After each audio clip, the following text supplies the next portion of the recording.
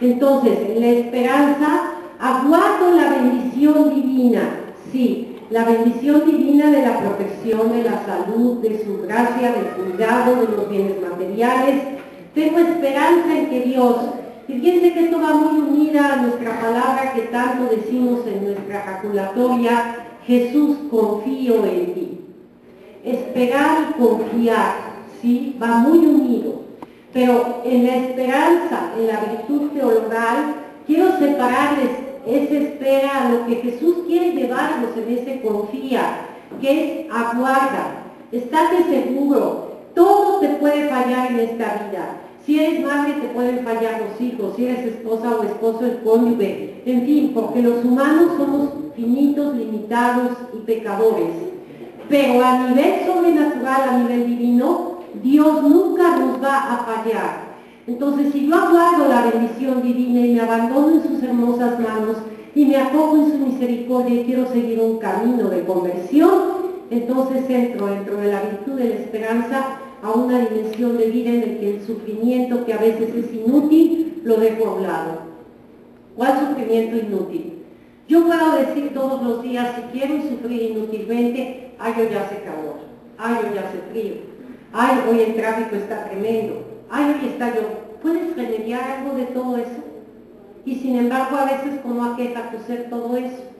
No, ese es un sufrimiento inútil, no lo puedes ni debes de aguardar dentro de ti. Lo único que te va a causar es cansancio, estrés y enfermedad. Deja lo que no puedes cambiar dentro de los ámbitos del mundo.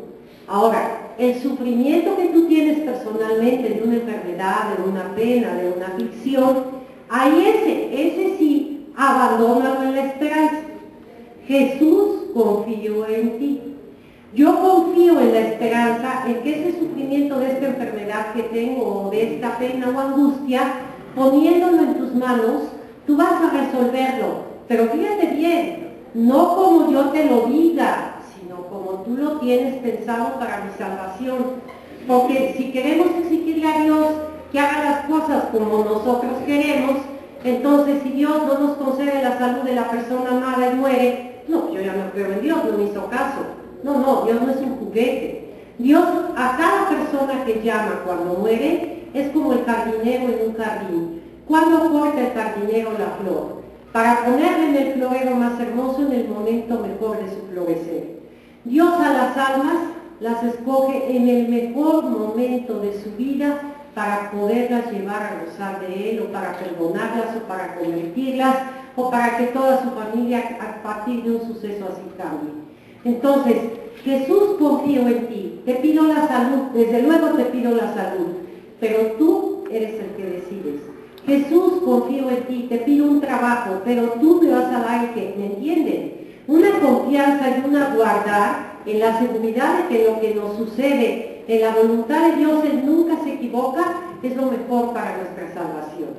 Entonces, la esperanza es aguardar la bendición divina. Y ya en el plan sobrenatural que voy caminando, llega el momento de cambiar mi estado de vida, de cómo estoy ahorita a lo que va a ser la vida eterna. Y entonces, ¿saben qué va a pasar? Nos dice San Pablo en la carta a los Corintios, dice: en esta vida es necesario vivir con la fe, con la esperanza y con la caridad, que es el amor. En la otra vida solamente viviremos en el amor. A ver, ¿por qué? La fe, que fue caminar aquí asegurando que existe aquello que no podemos ver, que es Dios y su trascendencia, ya no es necesario, ya estamos frente a Dios. La esperanza, que es aguardar la bendición divina, va a ser el encuentro con el Creador, en medio del cual esa bendición nos la va a dar y vamos a estar en su presencia. Entonces, ¿cuál de esas tres virtudes teologales vamos a vivir eternamente? El amor. Porque nos dice San Juan en la primera carta, Dios es amor. Y si la esencia de Dios es el amor, lo que aquí hemos vivido de amor, como hijos, como padres, como esposos, como comunidades, no es más que un pálido reflejo de lo que son las entrañas de la visión de Dios sobre lo que es el amor. Entonces, que no nos falte nuestro equipaje, nos dice San Pablo, en esta vida y en nuestro caminar, lo que es la fe y la esperanza unidos al amor. para que el día que dejemos este cuerpo con un tiempo para después venirlo a tomar en el fin de los tiempos, vivamos eternamente en el amor. Entonces, si yo vivo en la esperanza, les repito, a nivel natural y humano, yo espero una fecha, espero un acontecimiento, espero mi quincena, espero muchas cosas. Pero eso no hablo de eso. Yo hablo de la esperanza, que es aguardar la bendición divina y luego va a venir, por consiguiente, la bienaventurada visión de Dios, ya al emprender el camino a la otra vida. ¿En dónde está esta definición? En el Catecismo de la Iglesia Católica, en el Magisterio de la Iglesia.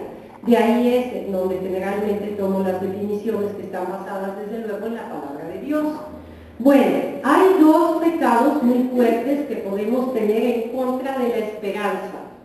Así como hace un mes les decía yo que en contra de la fe, los pecados que no podemos caer en ellos se nos ha advertido mucho y van unidos al primer mandamiento. En la fe el primer mandamiento nos dice: amarás al Señor tu Dios con todo tu corazón, con todo tu ser. Entonces, si yo amo a Dios y tengo fe, no voy a ir al curandero, ni voy a tener supersticiones, ni voy a ir a que me hagan una limpia, ni voy a creer en la lectura de cartas, ni voy a estar en ninguna cosa que yo esté poniendo otro creer en lugar de mi Dios. Entonces, esos pecados son en torno a la fe. Todo lo que sea superstición, superchería, todas aquellas cosas, oye, el horóscopo, las limpias, todo eso es pecado en contra del primer mandamiento, en contra de la fe y el mandamiento de amarás al Señor tu Dios, que para el israelita era el mandamiento más grande que había desde el Deuteronomio. Bueno, pero en la esperanza, ¿de qué pecados hablaríamos? De dos pecados que también, verán, cuando se los diga, son tan comunes para que nosotros caigamos en nuestra ignorancia y limitación. Si la esperanza es aguardar la bendición divina, la palabra misma me lo va a decir. El primer pecado contra la esperanza es la desesperación. ¿Ya ven cómo la palabra está unida? Esperanza, desesperación. ¿Qué pasa? Para ponerles un ejemplo muy claro de la Sagrada Escritura.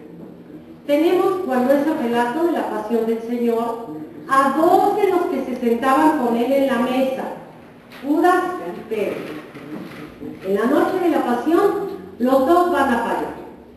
Judas, por la avaricia, por todo lo que quieran ver en su pecado, Judas vende al Señor.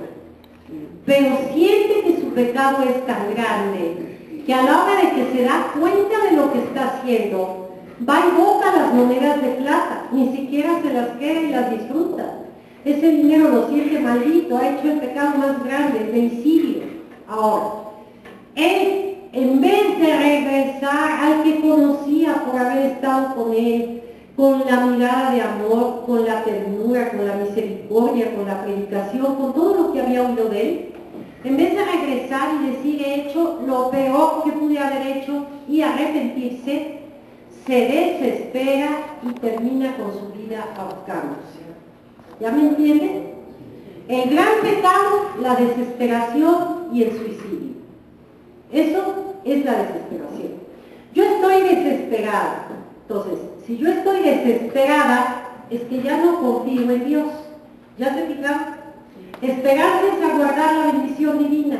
Desesperación es ya no confiar en Dios. Entonces, nunca digas que estás desesperada, por favor, eso viene del demonio. De Dios viene la esperanza, la confianza, el hacerte crecer en tu fe a través de diferentes situaciones de tu vida que nosotros podemos decir que se llaman pruebas. Pero nunca te dejes llevar por la desesperación.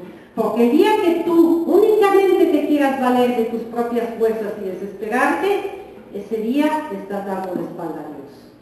Dios nunca te va a dejar a ti. Él siempre está de frente. Y tú estás de frente a Él en la esperanza. El día que tú le des la espalda al Señor, líbrenos Dios de Él, porque esa es la desesperación. Y entonces ya no vamos a encontrar camino. Y entonces ya no vamos a encontrar paz. Y entonces podemos caer en lo peor. Hasta en el suicidio, como la Sagrada Escritura nos habla de Judas cuando se ahoga. Ahora les digo el otro ejemplo. Tenemos también a un hombre escogido por Dios, que le ilumine el Espíritu Santo cuando dice Jesús, ¿quién dicen que soy yo? Y pues los demás no saben si es Elías, si es Juan Bautista, si es un profeta. Y él, por la acción del Espíritu Santo, en esa declaración que divide el Evangelio de Marcos a la mitad, el Evangelio de Marcos tiene 16 capítulos, y en el 8:31, Pedro le dice a Jesús, tú eres el Mesías, el Hijo de Dios esperado. Y Jesús le dice, eso se te ha dado de lo alto. Precisamente lo que me estás diciendo es que a ti se te ha revelado de lo alto y desde hoy te llamarás Kefas, que es piedra, porque sobre ti edificaré mi iglesia. Pero el escogido del Señor para eso, ¿qué hace la noche de la pasión? El proceder de Pedro es un camino que nosotros podemos seguir muy fácilmente. En primer lugar, Pedro baja la guardia de la vigilancia. Cuando están en el huerto de los olivos, les dice, espérenme, oren y espérenme. Y mientras el Señor va y está orando con su Padre y derrama gotas de sangre, los Santiago y Juan están echándose la siesta. Entonces, bajaron la guardia, la vigilancia, ¿sí? Pedro no estuvo en oración cuando el Señor le pidió estar en oración. Primer punto, vivir cerca de Dios en la oración. Segundo punto, Pedro va cuando ve que al Señor lo apresan y quiere sacar la espada para defenderlo. Y el Señor no se lo permite. ¿En qué error cae Pedro? En la violencia. No es por la violencia por la que nos podemos acercar a Dios. Ya me hiciste, me peleo. No es por allí por donde nos acercamos a Dios. ¿Cuál es el tercer error de Pedro? El tercer error de Pedro es los respetos humanos. Una persona de servicio, dice el texto, una criada, le pregunta, ¿tú eres uno de ellos? ¿Tú eres? No, yo no soy, muerto de miedo por no ser apresado él también. Fíjense nada más Pedro cómo está actuando. Pero al mismo tiempo, cuando canta el gallo, se da cuenta de su pecado. Falta de vigilancia, falta de unidad, falta de seguimiento, todo. Y entonces, ¿qué hace Pedro? En vez de desesperarse, Pedro se arrepiente. ¿Ya ven el camino? El gran pecado que estaba haciendo Pedro era negar a Jesús, que lo había dicho, tú eres piedra y sobre ti edificaré mi iglesia, que le había tenido dentro de sus 3 predilectos en la transfiguración, en el Tabor, en el huerto de los olivos. Y sin embargo, en este momento Pedro reconoce lo que está haciendo y entonces, ¿qué pasa? Se arrepiente. A la hora de que Pedro se arrepiente, esto no nos lo dice la Biblia, sino la tradición. Llora tanto su pecado que se le hacen unos surcos en la cara de haber robado sus lágrimas, que hay algunas esculturas en Roma que tienen estas lágrimas de Pedro así como que cayéndole como en surco ya de haber llorado su pecado. Y entonces tenemos en el Evangelio de San Juan, en el capítulo 21 mejor, en el 21 está, que está ya Jesús resucitado y están a la orilla del mar de Galilea. Y le pregunto, ustedes saben el resultado, aquella pesca de los 153 peces que representaban todas las naciones que existían. Y le dice a Pedro, Pedro, ¿me amas? Sí, Señor. Pedro, ¿me amas? Sí, Señor, tú sabes que te amo. Pedro, ¿me amas? Y le dice, desde ahora serás el pastor de mis ovejas. Entonces, así como una vez antes de la pasión, le dijo que quién era, y Pedro le dijo, tú eres Pedro y sobre ti edificaré mi iglesia. Después de que Pedro pecó en la negación, en los respetos humanos y en todo, el arrepentimiento de Pedro le da que Jesús resucitado lo confirme como jefe de la iglesia y quede como el primero de los 264 papas que hemos tenido.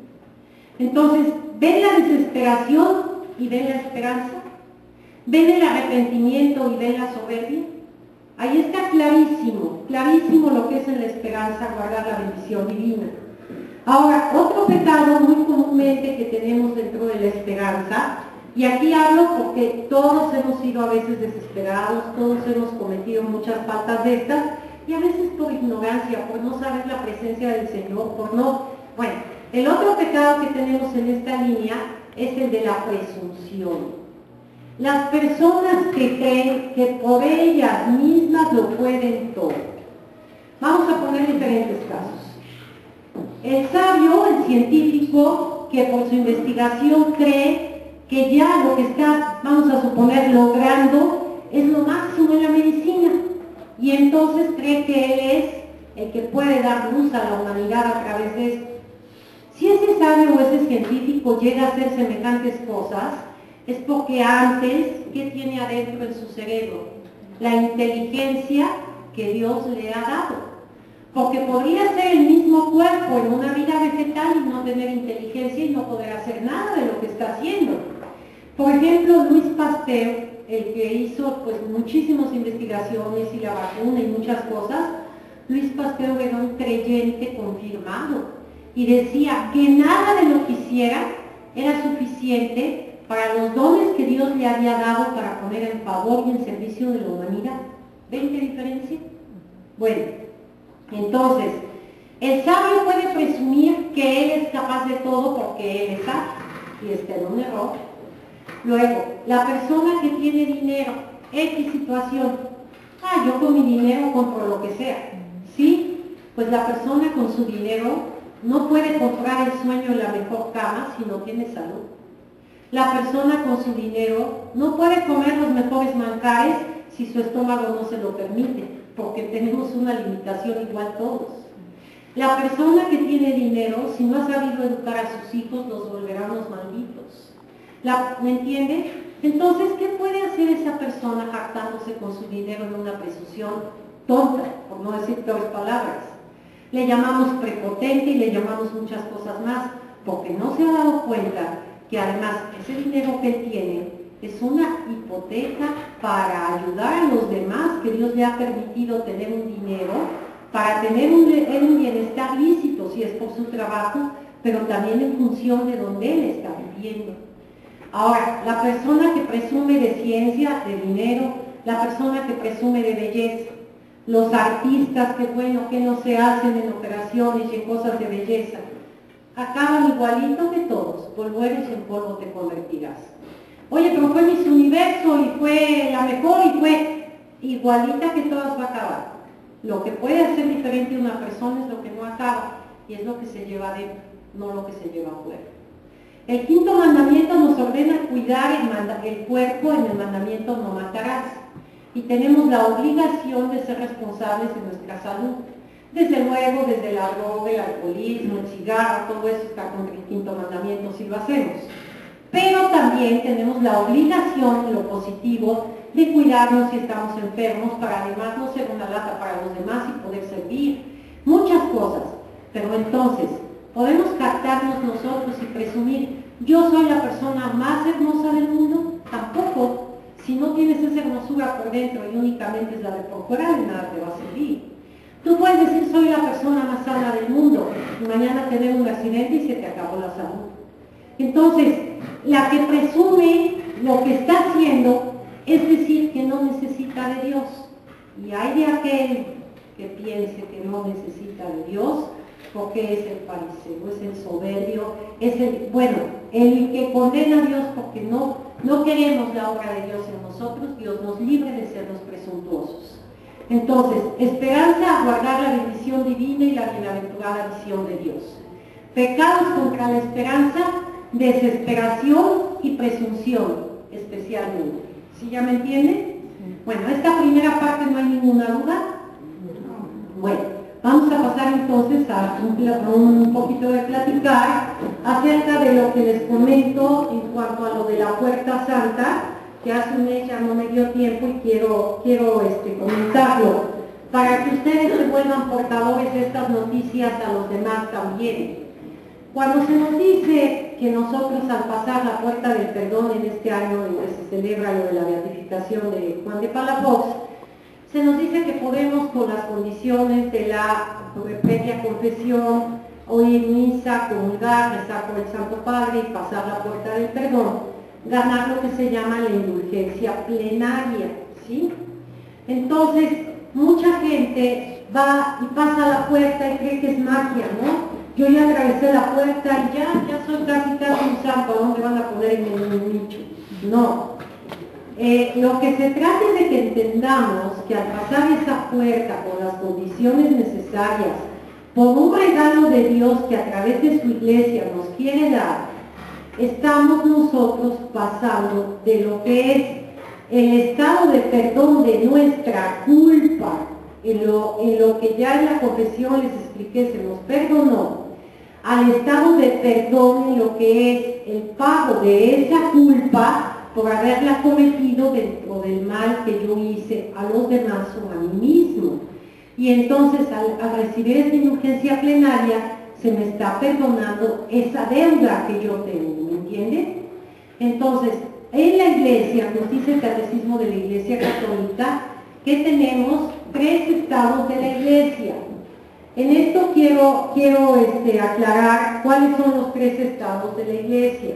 Esto lo saqué porque estoy haciendo un tratado, bueno, me pidieron un tratado del purgatorio y del infierno, que es todo esto y más, pero aquí de lo que les quiero platicar dentro de esto es de los 3 estados de la iglesia y de cuál estamos nosotros y de lo que podemos hacer. Del Catecismo de la Iglesia Católica, si después alguien quiere tomar las citas más amplias, estoy en el número 1022 del Catecismo de la Iglesia, de ese azul grueso grande. A partir del número 1022 y siguientes pueden encontrar estos textos, ¿sí? Es Magisterio de la Iglesia. Dice el 1022, cada hombre después de morir recibe en su alma inmortal su retribución eterna en un juicio particular que refiere su vida a Cristo, bien a través de una purificación, bien para entrar inmediatamente en la bienaventuranza del cielo, bien para condenarse inmediatamente para siempre. Bueno, la iglesia, tenemos que es la iglesia militante de milicia, de lucha, que somos nosotros, ¿sí? Los vivos. Los que formamos la iglesia somos los bautizados, ¿sí? Entonces los bautizados que estamos vivos formamos el primer estado de la iglesia, que es la iglesia militante. ¿No hay ninguna duda en esto? No. Bueno, desde el niño de pecho hasta el ancianito moribundo, todos los bautizados vivos formamos la iglesia militante. Hay otro estado de la iglesia que es la iglesia triunfante. Esa iglesia triunfante la forman todos los bautizados que ya están gozando de la visión beatífica, o sea, de Dios. ¿Quiénes? La Madre Teresa de Calcuta, Juan Pablo II, Santa Faustina, San Francisco de Sales, San Francisco de Asís, Santa Teresa de Jesús. Pero si les deben santear completo, quedaría el cielo muy vacío. No nada más están en el cielo los que tenemos como canonizados o beatos o siervos de Dios. Están en el cielo todos aquellos que por la sangre y los méritos de Jesucristo, habiéndose arrepentido de sus pecados, están purificados para estar en el cielo. Y entonces es una muchedumbre inmensa. En el Apocalipsis se nos dice que son los 144,000 elegidos. Ese número es un número simbólico, críptico. Si yo multiplico 12 por 12 me da 144. Y si le pongo el 1000 quiere decir que son todos. 12 eran las tribus de Israel.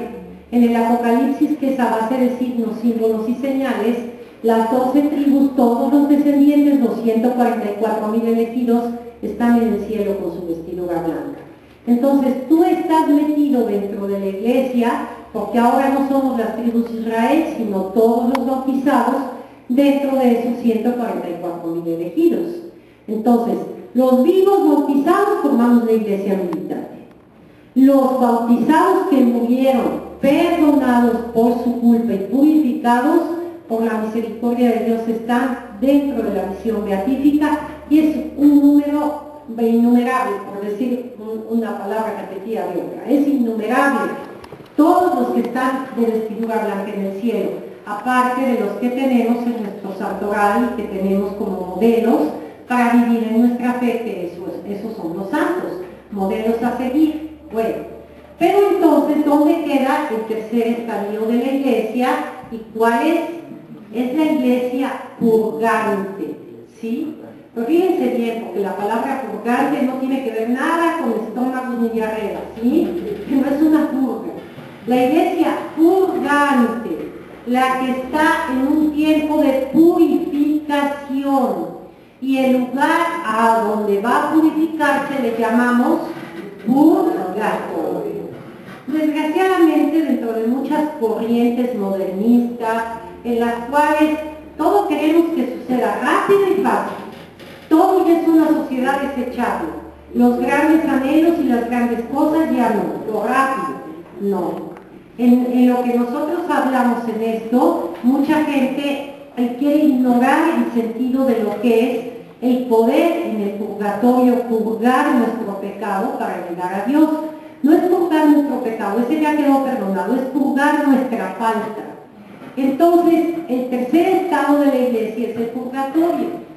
Pero para hablar del purgatorio, ¿cómo hablamos si ni tú ni yo hemos estado allí? ¿A dónde está? Bueno, tenemos cita desde la palabra de Dios en el segundo libro de Macabeos, en el capítulo 7, en donde ya Judas Macabeos habla de lo bueno que es orar por los difuntos, aparte de otras. Tenemos dentro de los concilios, ya desde el siglo IV empiezan a hablar del purgatorio, los concilios en la iglesia, que son la unión de los obispos bajo el influjo del Espíritu Santo, hablan como magisterio de la iglesia. Y tenemos en el en el catecismo de la Iglesia Católica muchos números. Si ven en el índice de atrás la palabra purgatorio, verán la cantidad de números que hay hablando del purgatorio. Pero aparte, Dios nuestro Señor en su bondad ha permitido a algunos santos tener visiones del purgatorio para transmitírnoslas, para ser tratados de esto y que nosotros podamos estar advertidos. Yo, uno de los que tomé es de Santa Catalina de Génova, que vivió y dice: la gente para ir a un país, empieza ahí escribiendo esto, la gente para ir a un país averigua el clima que va a tener, los lugares de interés para visitar y qué cosas hacer y aprovechar el tiempo y el dinero. Dice, y a lo mejor no llega a hacer ese viaje por cualquier contratiempo humano, pero ya tenía toda una previsión. Yo sueño, por decir, con ir a, no conozco, por ejemplo, Guanajuato, y quiero y me averiguo y todo, y a la mera hora no llegué. Bueno, pero yo ya había hecho mi intención de ir con todas mis averiguaciones. Dice, sin embargo, la gente, para averiguar de lo que le va a pasar después de morir, si viene al purgatorio, no le gusta ni oírlo. ¿Y saben qué? Dios nos conceda, bueno, yo hablo por mí, Dios nos conceda llegar al purgatorio, para poder tener en el purgatorio la felicidad y esperanza de saber que a pesar de la pena por mi pecado merecido y estoy pagando, tengo en una temporalidad de un tiempo que no conozco, la seguridad de que voy a llegar a la visión beatífica. ¿Me entienden? Entonces dice, averigüen, vivan ahorita viviendo y sabiendo lo que es el purgatorio, pero no para vivir aterrados, como pintaban en algunas veces el cuadro de las ánimas, ahí quemándose con el fuego, no, mejor ni lo veas al niño. No, no para que vivas aterrado, sino para que vivas informado. Y entonces, así como si vas al viaje, lleves tu mejor vestido para el frío o el calor, así para el purgatorio tú hayas preparado tu alma para ponerla en manos de la misericordia de Dios. Por ejemplo, en el caso del purgatorio nosotros sabemos que las almas que están ahí, si pedimos por ellas, nosotros podemos lograr que su momento de purificación llegue más pronto. Pero si tú rezas por esas almas, el día que tú mueras, ellas que ya estén en la visión beatífica, van a interceder por ti para que más pronto llegues a la visión beatífica. Las almas del purgatorio están esperando nuestra oración. Ellas ya no van, ni se pueden arrepentir, ni pueden hacer nada mejor de lo que hicieron. Están en la seguridad de que ya son salvadas. Las almas del purgatorio ya están salvadas, ya no pueden ser condenadas, ¿sí? Ya están salvadas, pero necesitan un traje para entrar con Dios. Nos ponen este ejemplo. Cuando la persona muere en su juicio particular, no es Dios el que le dice tienes todas estas manchas. La misma alma se ve como está. Y entonces, ante la presencia de Dios, para entrar ante Él, yo necesito estar en la mejor situación. Una novia que se va a casar va a escoger el vestido y escoge el vestido blanco inmaculado. ¿Han visto una novia que le gusta el vestido todo tiznado? Feo o bonito el modelo será muy a su gusto, pero quiere ir la mejor presencia para ese novio. La iglesia que formamos nosotros, cuando morimos, nos presentamos ante ese esposo. Entonces, cuando veamos nuestro traje y esté como en mi blusa, líbreme Dios, no, por favor, no quiero estar así. Y entonces yo mismo digo, es que me tengo que purificar para poder estar ante ti, Señor. Y el Señor en su misericordia, perdón y grandeza, me da la oportunidad de purificarme para poder llegar después junto con todos, igual, porque en el cielo no hay nada imperfecto. Y si yo estoy imperfecta al morir, necesito estar perfecta. Entonces, si aquí en la tierra, la pena, la enfermedad, el sacrificio, yo lo voy ofreciendo para remisión de mi pecado, eso me va contando. Señor, yo te ofrezco esta hora de trabajo para que perdones mis pecados. Señor, yo te ofrezco ahorita que hablemos de Cuaresma, todos estos sacrificios para prepararme como tú en el desierto te preparaste para llegar a toda esa obra de Dios, que yo pueda a través de mis sacrificios prepararme para que tu reino de Dios crezca para muchas cosas. Tú puedes rezar por las almas del purgatorio, ofrecer tu Eucaristía, ir a pasar la puerta santa y decirle, Señor, te lo ofrezco para que un alma del purgatorio pues salga de ahí por lo que yo estoy haciendo por ella en la gracia de la indulgencia plenaria que tu iglesia me concede. Entonces, ven cómo hay formas de poder vivir conscientes del purgatorio y no sufriendo de decir que cuánto quema la lumbre. No, no, por favor. O sea, este es un fuego diferente. San Juan de la Cruz, un místico hermosísimo en poesías, habla del fuego del amor de Dios. De ese fuego del amor de Dios que nos puede quemar y llegar a decir esas poesías, yo no me las sé hermosísimas de él, de que Dios nos dice a nosotros. Dice San Juan de la Cruz en su poesía de los cánticos espirituales, dice que el Señor nos dice, yo soy tuyo y para ti. Fíjense, el Señor nos declara ese amor, yo soy tuyo y para ti. Y sin embargo, ¿qué tanto vivimos nosotros conscientes de ese Dios que se nos da y la correspondencia que le damos? Entonces, todo esto, si yo voy entrando dentro de este cauce de vida, pues me va a llevar a una vivencia en la esperanza de que, como les digo, si yo llego al purgatorio por la misericordia de Dios, bendito sea, purifique mi alma y pueda llegar un día a esa visión beatífica perfecta, porque Dios me tenga misericordia, yo haya podido hacer obras que sean remisión de mis pecados, y espero que la iglesia militante algún día rece por mí como alma del purgatorio para poder llegar yo más pronto, ¿me entienden? Esa es la esperanza que cada uno de nosotros debemos de tener. Yo hablo en mí, pero digo, esto es para que todos lo apliquemos.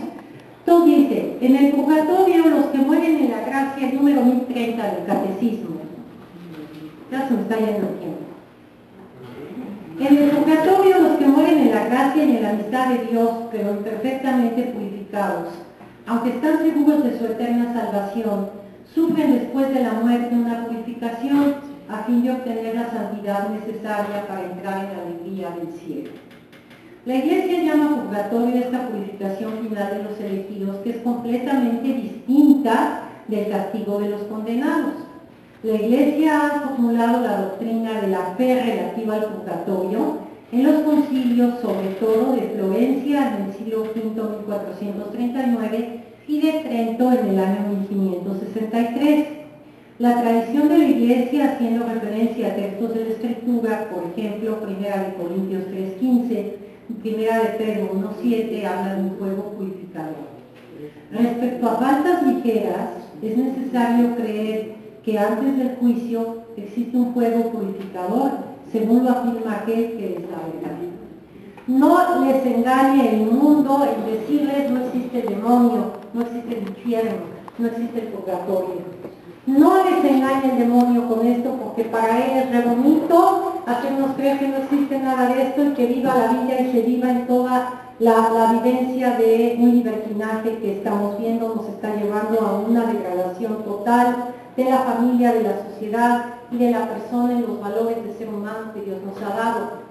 Esto existe, pero no para nuestro mal, existe por la misericordia de Dios para nuestro bien.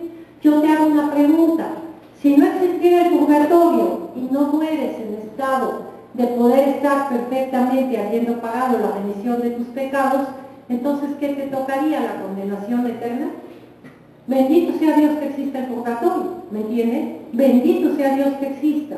Ahora, líbrenos Dios de tener en nuestra alma el miedo de una condenación. Si nosotros vivimos confiando en Jesús, estamos aguardando la bendición divina. Y la bendición divina es querer que nosotros lleguemos a la visión beatífica de Dios en la plenitud. Entonces, ahorita va a empezar el tiempo de Cuaresma. El tiempo de Cuaresma es un tiempo fuerte que a través de muchos arreglos en la Iglesia, a partir del siglo IV ya se empezó a celebrar los 40 días. Empieza el miércoles de ceniza y termina el jueves santo. Porque el jueves santo en la tarde, con la vigilia en la tarde de la celebración de la Cena del Señor, se inicia el triduo pascual. Entonces, Cuaresma de miércoles de ceniza a jueves santo antes de la vigilia en la tarde. En la vigilia de la tarde y hasta el domingo de resurrección es el triduo pascual. En la Cuaresma, nosotros el número 40 en la Biblia significa 40, tiempo suficiente para. 40 años estuvo el pueblo de Israel en el desierto de Egipto, la tierra prometida. 40 días estuvo Jesús en el desierto preparándose cuando son las tentaciones y todo esto para salir a su ministerio apostólico. 40 días estuvo Jesús después de resucitado, desde el domingo de Pascua hasta los 40 días que es la ascensión y sube al cielo.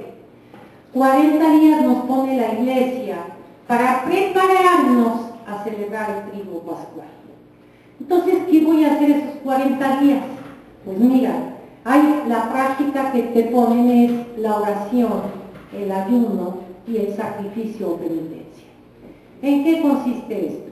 Oración.